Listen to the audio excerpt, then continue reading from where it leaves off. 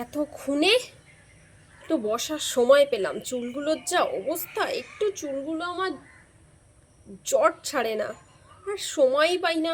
আগে তবুও মা করে দিত, কিন্তু এখন কাউকে বলতেও পারি না, কেউ করেই দেয় না। চুলগুলো একা একা জটও ছাড়াতে পারি না, সব চুলগুলো ছিঁড়ে যাচ্ছে। হ্যাঁ, আমি এরকমই, সবার যত্ন নিতে পারি কিন্তু নিজেরটাই পারি না, হচ্ছেও না।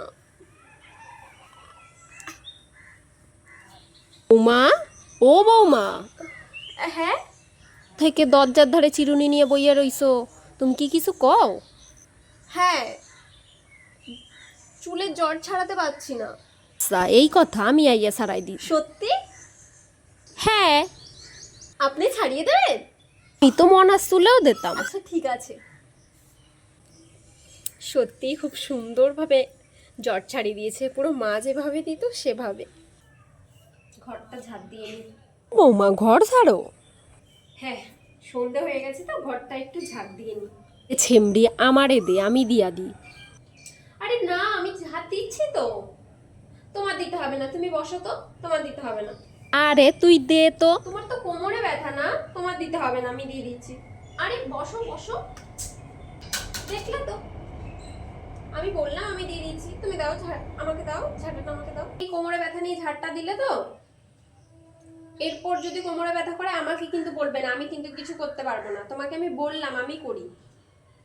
আরে আমার কোমরে ব্যথা তো কি হয়েছে, আমার তো বয়স অল্প, তোমার তো বয়স বেশি, সেটা তো বোঝো। ছেলে মানুষই করবে সবসময়। বাবা, রান্নাঘরটা পুরো এলোমেলো করা, বাসনগুলোকে গুছাতে হবে, এদিকে সবজি কাটতে হবে, এদিকে রান্না করতে হবে। কখন যে কি করি, এর মধ্যেই সবাই বাড়ি চলে আসবে। কোনটা আগে করব কিচ্ছু বুঝতে পারছি না। ও বৌমা, বৌমা, ও বৌমা। হ্যাঁ বলো। আমি আইতে আসি। না, তোমার আর আসতে হবে না।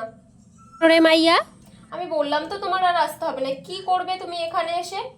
কেন, তুই রান্নাঘরে কি করি, তোর লগে লগে হেইয়াই করবো আমি।